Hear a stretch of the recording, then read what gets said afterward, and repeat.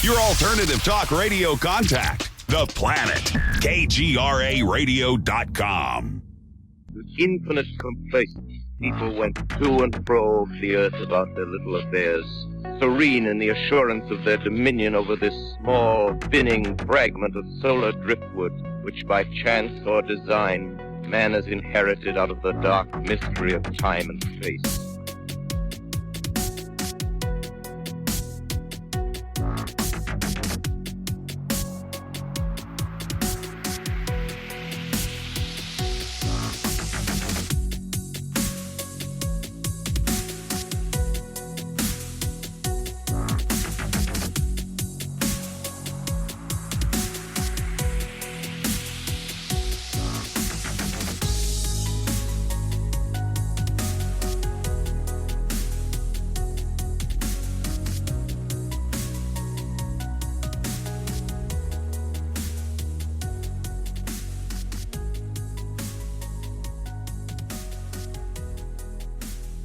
Welcome to another edition of Into the Fray. First, thanks for being here. If you enjoy ITF, please rate and review it in Apple Podcasts. This helps others find it, which turns into more people with encounters for me to interview.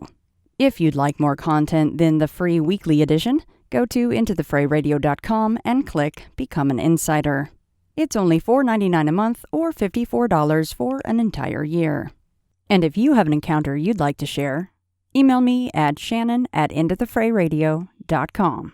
If you've got shorter stories, feel free to call the hotline, 877-317-9111. You can call that anytime, toll free. My first book, Beyond the Fray Bigfoot, co-authored with best-selling author G. Michael Hoff, is available on Amazon in both paperback and Kindle editions. Once you're finished, please take a moment to leave a rating and review. For signed and personalized copies, send $19.99 via PayPal, free shipping within the U.S. only, to beyondthefrayllc@gmail.com. Besides Beyond the Fray Bigfoot, we now have Beyond the Fray PARAMALGAMATION up for pre-order on Amazon right now. As hinted in the title, of course, it is paranormal stories. All kinds of them. It is an amalgamation. They are extremely difficult to classify in any one category of the paranormal. What is wonderful about this book, it is some of my favorites from the show, plus many will be included that you will have not heard on the show. And if you have any encounters that you'd like in an upcoming volume of Beyond the Fray, shoot me an email, shannon@intothefrayradio.com, or you can even just open your smartphone, talk into any kind of recording app, and email me that file. Be as detailed as you can in your story, of course. Any questions? Again, just email me, shannon@intothefrayradio.com. And last but not least, Jeff and I have created Beyond the Fray Publishing. So, if you've got a book you'd like us to publish for you, send us an email at info@beyondthefraypublishing.com. For general questions and information on us, visit our website, beyondthefraypublishing.com. Books we consider will need to be in the genres cryptid, paranormal, or true crime, both fiction and nonfiction. Thanks again, and that will do it for now. So, on to the show. Doug got a hold of me. He did tell me, not in full detail, what your encounters were, but just enough for, me to say a few oh my goshes. And and a couple of oh heck no's, and now here we are. We're finally getting to chat, and I can hear it from you firsthand. So thank you so much. So, Okie, what made you go to the SOSB meeting and feel like you needed to tell those people your story? Doug had on Facebook where he was putting places on the Ohio map of sightings and different encounters and stuff, and I'd sent him a message on there and told him I could add 2 to it down in Gallia County, and he got back with me and we talked for a little bit, and I told him about my encounters, and he asked me to come and share at the library in Jackson. And as I said, it was very brave to do that, to actually stand up in front of living people and speak. It's not the easiest thing to do. So a huge congrats to do that. I mean, did you feel better once you got him out? Yeah. And have you been into Bigfoot? Like, is Bigfoot kind of your thing? Or did you actually have a sighting and that's what started it for you? My first sighting is what started it with me. All right. Well, I guess without further ado, let's hear these encounters. The first one, me and him were together every day. We were going on the back roads looking for deer. It was in July, so the deer should have had their horns and everything, and we were just looking for some good bucks to hunt. And we're driving down this road, and there's a cow field on both sides of the road. And we seen something red go over the hill. So the color of it, from what we seen, it looked like the color of a deer at that time of the year. So we pull down the road a little ways farther and pull off to where we can see if it comes down through what it was. And as soon as we get over and pull over, here this giant thing is walking through the bottom of this little valley, right out in the middle of a wide open field. And we watched him walk about 75 yards through the field. He gets over to the fence, and he kind of put his hand on the fence and reached up and grabbed a branch with his other hand and crossed the fence. And I don't think he's seen us until he actually crossed the fence, because when he did, the way he turned, that's when he actually turned and looked up and seen the vehicle. But as soon as he seen us, he kind of gets in the woods a little bit, back in probably 20 or 30 feet back into the woods. And he starts working his way up that edge. But when he was when he was walking across the field, he was red, like he was a red color. And then once he got into the woods and was in those shadows, it was more a brown looking color to him. And he moved up through the edge there, all the way up to the road where we're at. And we're basically just dumbfounded watching him. And once he gets up within 10, 15 yards of the road, he actually walks back in towards the field, right up against the fence.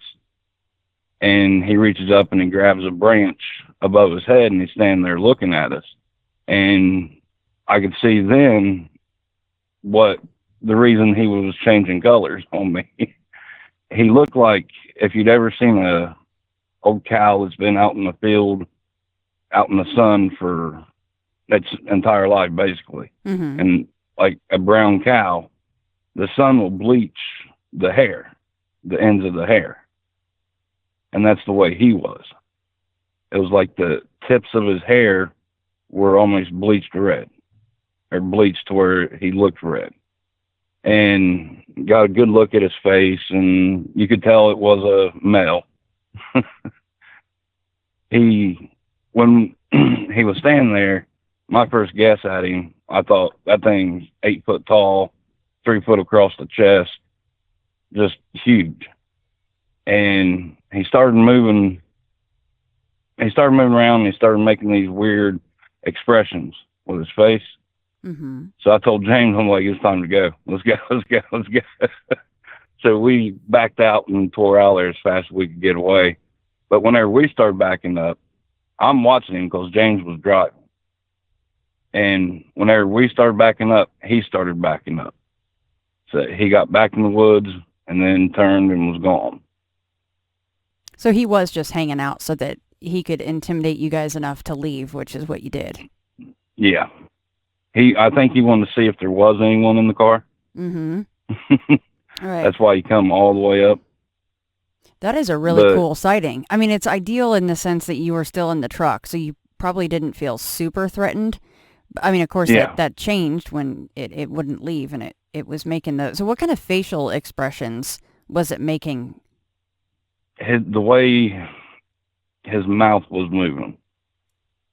It wasn't like he was trying to talk or anything, but it was just these weird open mouth, just the way his lips were moving, and it was something I'd never seen before. Okie, I don't know if you've ever heard anybody mention this, and it doesn't come up a whole lot, but I've heard people call it, like chimps will do this lip flip thing, where they can take their top lip and flip it up towards their nose, basically, and then it shows their teeth. Is that similar to what it was doing? It might have been, because what I could really see was his bottom teeth. Okay. And you could see he had like canines, but they weren't monstrous big, like a werewolf type deal. It was just little, they were a little bit bigger than the rest of his teeth. Whenever I seen him, we come home and we told my wife, and she told us we was crazy, basically. Yeah. That's okay. That's the usual reaction. That's all right. That one never scared me, never did much to me as far as deterring me to go in the woods or anything like that. What's the closest you think, at whatever point it was, what's the closest do you guys think you were to him? About 40 yards. What did his face look like? Do you have any more details on his face? Yeah, the bottom part of his, like where his lips and stuff are, it was almost kind of like a chipmunk. It's the best way to describe it. He didn't have big cheeks, but the front of his face stuck out just a little bit there. His skin it reminded you of like an elephant, a gray, just weathered, and it reminded me of what you would think elephant skin would look like. So no hair on the face whatsoever? He had a little bit down on his cheeks and stuff. Was he the more human-looking face, or you would probably say the gorilla type more than the other? It was more like a mix.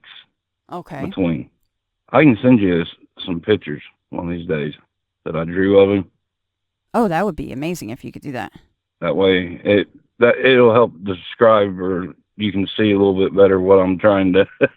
Yeah, it is difficult. That's why, especially when it comes to, if people see the face, I'm always trying to draw out as much information as I can. He had this monster brow ridge, like, and his eyes set way back in underneath that brow ridge. There was a photo taken when I was out in Washington State. It's a strange thing because we were out there at the time and had no clue that this thing was around. Of course, that seems to be their MO. But I'd like to send you that picture and see what you think about it. It's just exactly what you just described. The monster brow ridge, almost like a gorilla, and then super deep set eyes. Long story behind that. I won't bore you with that one, but I want you to take a look at that and see if that would, ring a bell as far as with what you saw. Did he? Super wide nose too. Wide nose, like yeah. Really wide nose. Wide and flat? Yeah. He wasn't going to win no pretty contest. No, I don't think they would, bless their hearts. They could try, maybe in their own Bigfoot world, right? Yeah. Did he go over that fence really easily? Yeah, it was like, let's see, something to be easy for a person stepping over a guardrail. Something right. Short. It wasn't nothing for him. He just barely had to push it down. So it was barbed and it came up like what, like 4 feet, 4.5 feet, something like that? Yeah. I see, me and my oldest son went back up there a couple weeks later, and I was showing him where it was at and everything. And we went over to where he had actually grabbed that branch. My son is 6'3", and he's got arms on him that are probably 4.5, 5 foot long, they look. He's got gorilla-looking arms.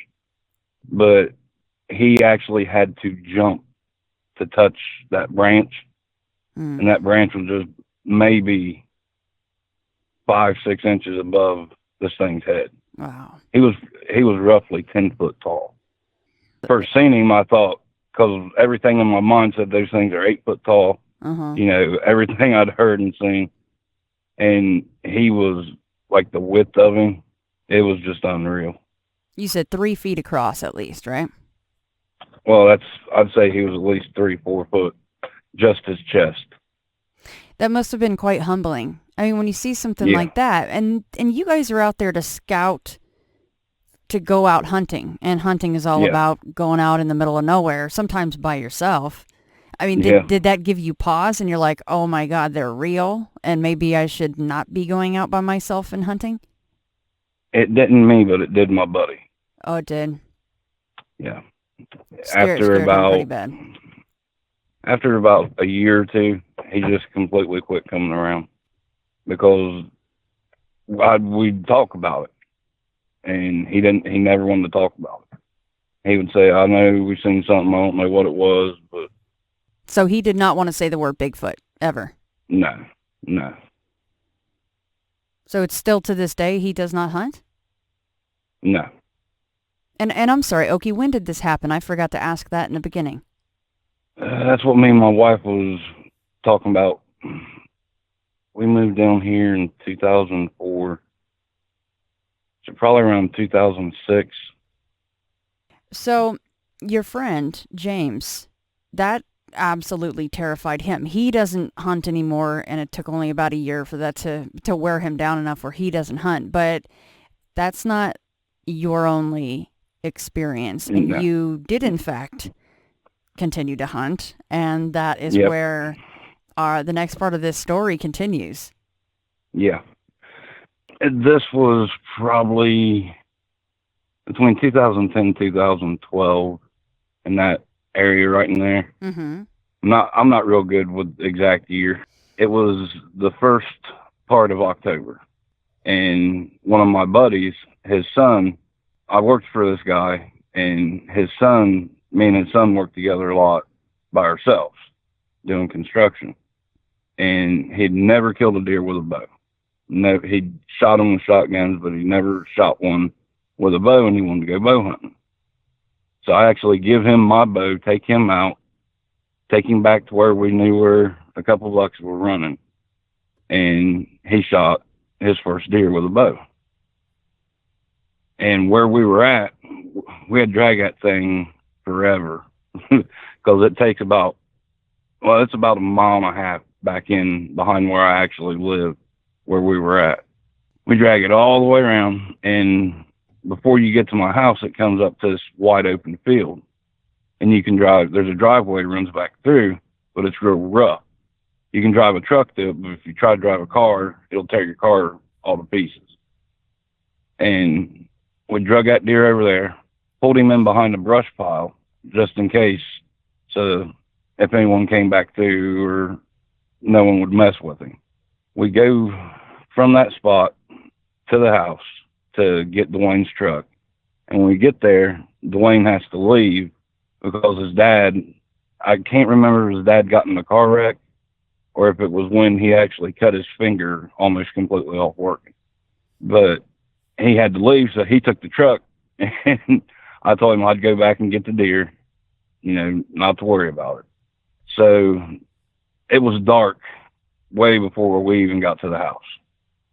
And he leaves, and it's probably another quarter-mile drag from where that deer was at to my house. So I was dreading even going back there to get it, so I was trying to do everything. I was trying to just take my time. That way I could just go slow and get him to the house, no problem. I go back, and there's a little bridge, goes across the creek, and right as soon as you cross the bridge, to the left is the brush pile we drug the deer around. And I'm walking back here, and I get on the bridge, and I hear something right there where the deer's at. And the first thing I thought was, it was a coyote or something. So I took off running, and I come around that brush pile, and when I did, this thing had the deer by the back leg. He was down on one knee, and he had, where we gutted him, he had the leg holding it in the air, and he was looking up inside that deer. And whenever I come around the thing, I didn't realize it at the time, but I was only about 3 feet from him. Oh my gosh. And he stands up. When he stood up, I come just maybe chest high on this thing. and it had just enough light to where I could see his eyes, I could see his teeth, I could see the whole outline of him. I could see he had hair, I could see what it actually was. And he took his hand and he hit the brush pile. And then he took and he stomped. And he stomped hard on the ground with his foot. And he starts doing these grunts at me. And it's just like, this crazy sound. It's so deep, though, it almost like rattled my chest. Mm-hmm. And I'm thinking I'm getting ready to die. I've came around this bend, this close to this thing, and he's mad. It's the only thing I knew I don't even know why I did it. But in my mind, something said, stand your ground. So I grunted back at it. As hard as I could, I let out the biggest just, back at him. And when I did, he kind of cocked his head to the side and looked at me like, you fool, I'll kill you. He turns and starts walking away. And he just kept looking at me like I was crazy. And he finally gets up into the wood line. And as soon as he gets up in there and gets out of sight, I fell to the ground. I was just so scared I couldn't stand no more. And I was sitting there shaking, trying to get my wits back to me. And I could hear him up in the woods grunting and beating and banging, making sure I knew he was still there. And finally, he was gone. All the sound stopped. He was gone. And it probably took me another 20 minutes to get to where I could even do anything with this deer. So I grabbed that deer, and as hard as I could go, I ran out of there, dragging this deer behind me. I don't even know how to describe the fear from that thing. It was just unreal. When you got home, did you tell your wife? No. I didn't tell anyone. Because she wouldn't believe you, or because of the fact that it was literally right behind your house and you didn't want to scare her? I didn't want to talk about it. Yeah. I'm a pretty big guy. Like, I've always been a big guy. And this thing, if it wanted to, it could have just crushed every bone in my body. And that's when I realized, too, how close I actually was to him. Whenever I fell to the ground, my knees hit the deer. And he was just on the other side of that deer. So he could have easily just reached over and grabbed me. But nothing I could have done. But it took me a while to realize if he did want to hurt me, he would have. But he didn't want to.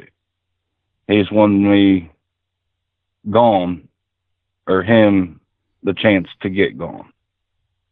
Did you go out there armed? No. I didn't even have a flashlight.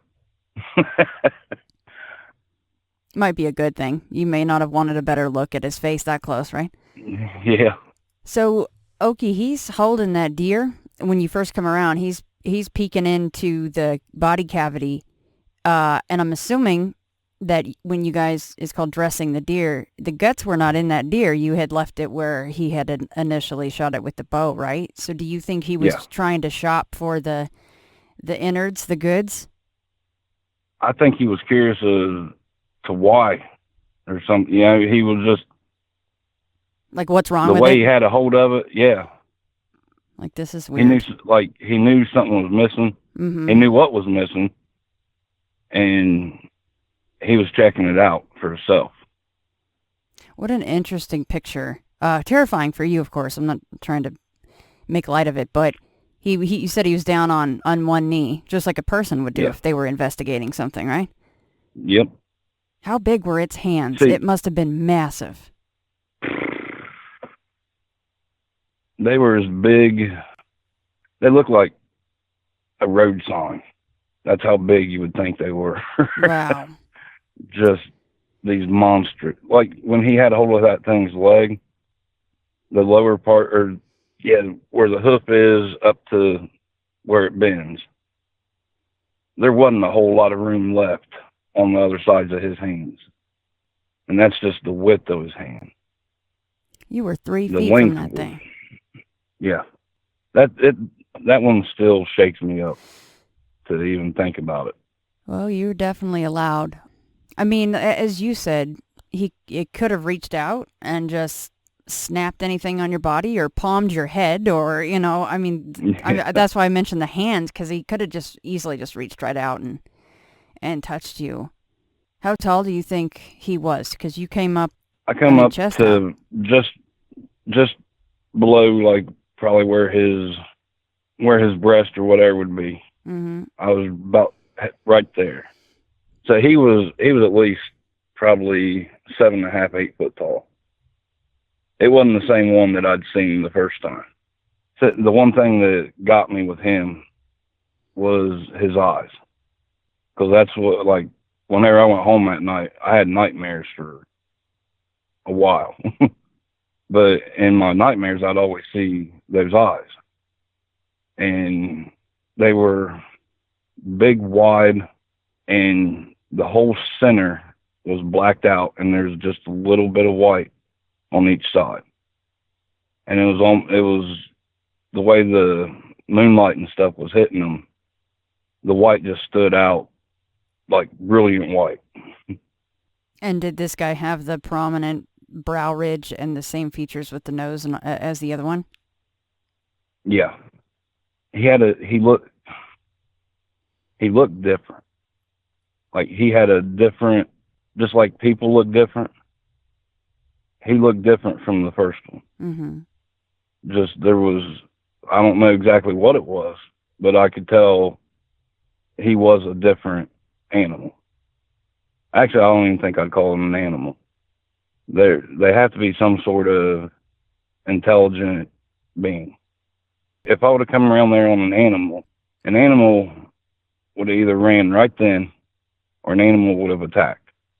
And that thing didn't do that. He didn't do that.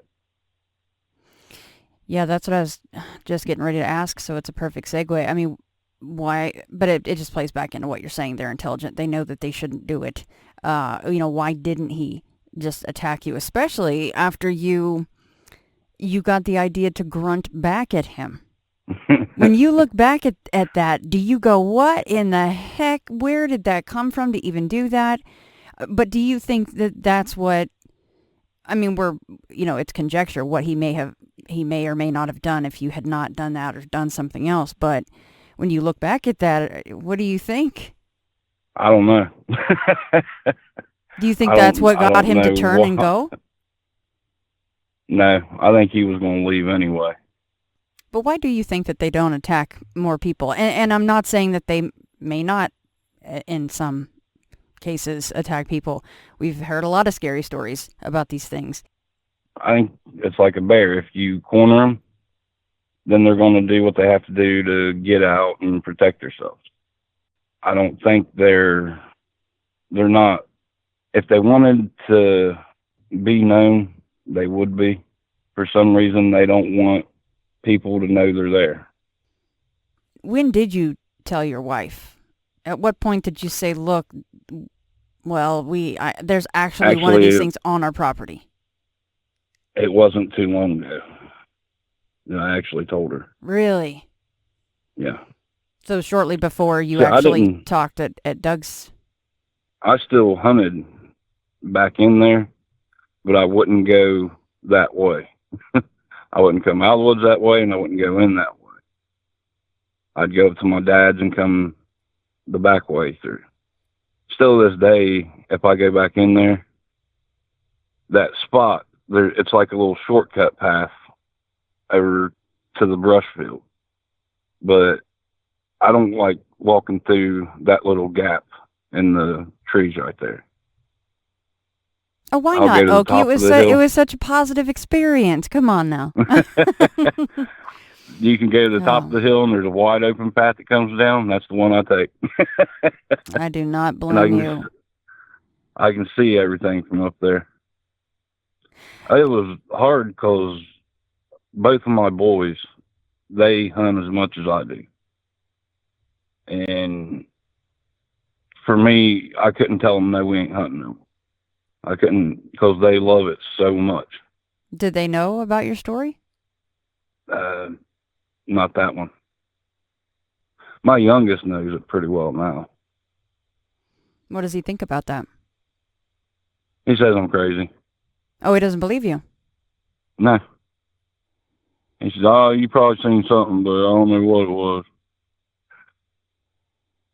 And I told him, because my youngest son's name's Cameron, I said, I've hunted in these woods my entire life. I'm 42 years old.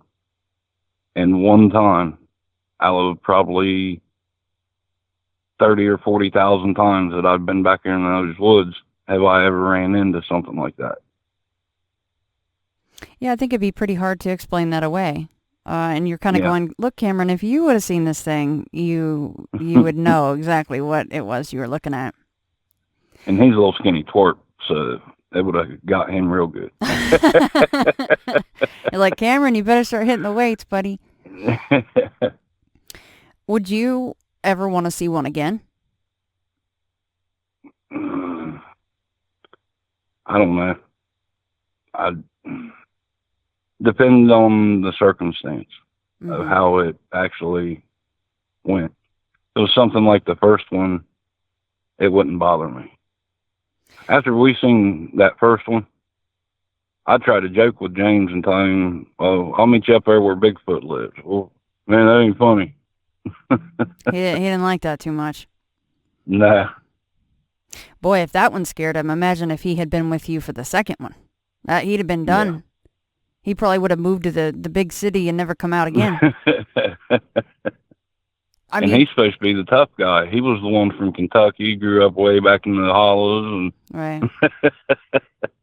It's got to be just so humbling in both of your encounters, you got to see, and it was very cool that you went back and actually measured the tree and the fence, and you knew exactly how tall that thing was, how big it was. Yeah. Looking back, Okie, specifically for the second encounter, since you know that they at least were around your property, was there any signs, or did you hear any strange screams or hear any other sounds that might indicate that you're like, oh, well, gosh, I think they've been around for a long while? I never paid any attention to anything there like that. For some reason, I never thought that there would be one back in there. What about now? Do you have any indication that anybody is still hanging around that might be around 7.5, 8 feet tall?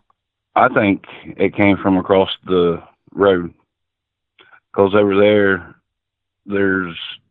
it's real big woods. There's a lot more for them over on the other side of the road, but nobody is allowed to be back in this other place either. So I think maybe he wandered over there looking for something to eat. While we were at the library last Thursday in Jackson, a guy sent Doug a message and told him the name of the creek, said that he was a truck driver and he'd just seen one on this creek, and it was getting ready to cross the 4-lane. And Doug said the creek, and I told him, I was like, Doug, that's the creek that runs behind my house. Oh gosh, how did that make you feel? You're like, oh no. He's back. Yeah, he's back. He's running the routes. I mean, I think that they do have certain areas that they move certain times of the year. It only makes sense. Yeah. Okay, why do you think it even found the deer? Do you think it smelled it? I told Doug and him, I thought maybe it was back in there and maybe smelled where we drugged that deer through there and followed the scent of it. How far away was the actual gut pile where you did dress the deer? Oh, it was a mile and a half. Yeah. easily. Like where we hunt at, to get to the good places, you gotta go way back in there. You still go out hunting, though. I mean, that's cool. It hasn't changed what you love to do that much. I mean, James can't say the same thing, but... I go hunting to be with my son. Is there any part of you that would kind of want Cameron to see, not in a terrifying way, not that close maybe, but just to have a confirmation that, yeah, Dad's not crazy? No. I wouldn't want him to see something like that. Yeah. What about the neighbors? And I promise I'll let you go soon. What about the neighbors around there? Are you good friends with the neighbors? Do you think that they would even tell you if they saw anything? I don't know if they would or not.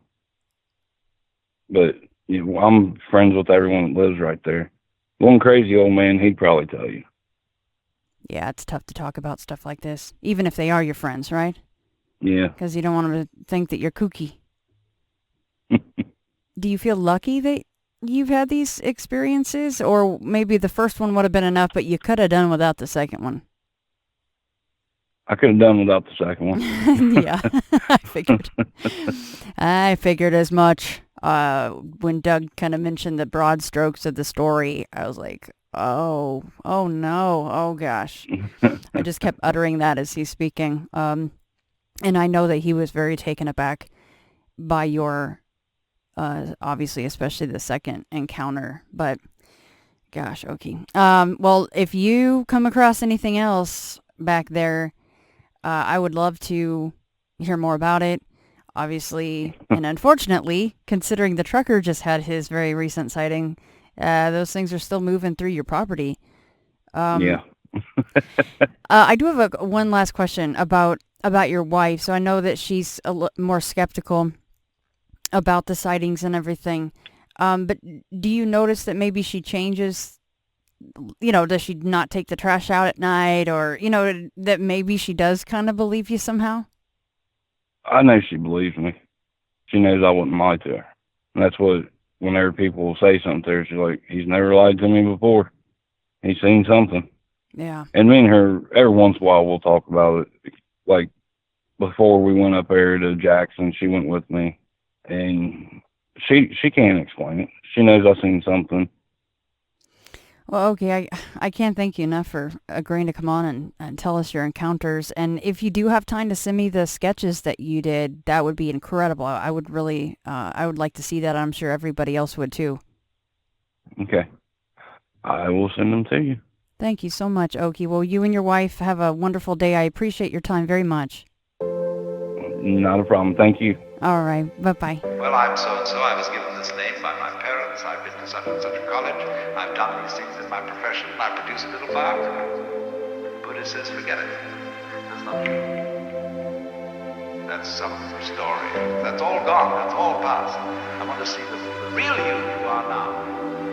Well, nobody knows who that is.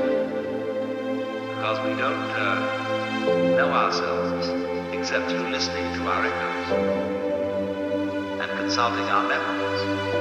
But then there's a real you, and that again leads us back to this question. Who are you?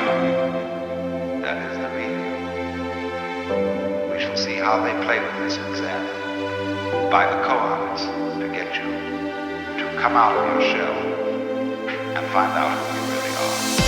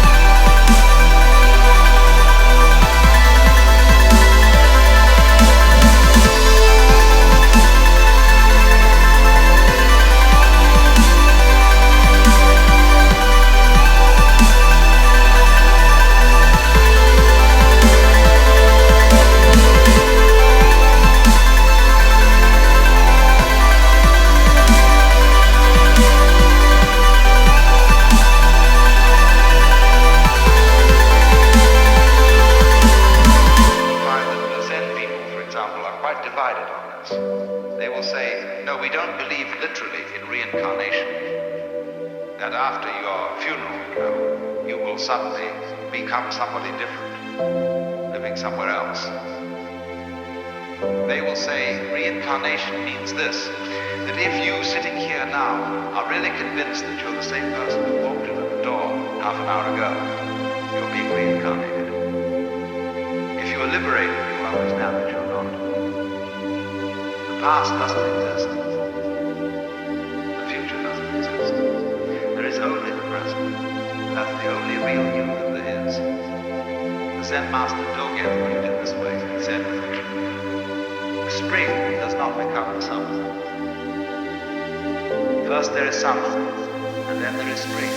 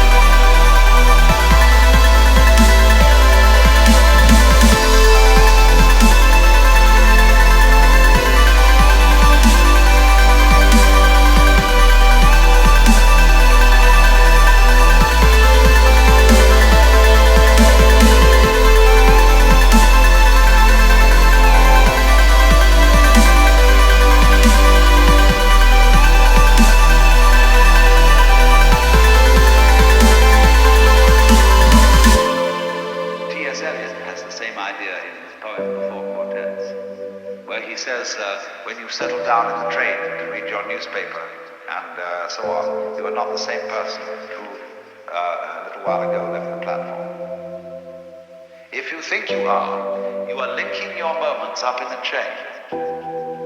And this is what binds you to the wheel of birth and death. But when you know that every moment in which you are is the only moment, this comes into Zen. A master will say to somebody, get up and walk across the room. And he comes back and he says, where are your footprints? They've gone. So where are you? Who are you? When we are asked who we are, we usually give a kind of recitation of a history.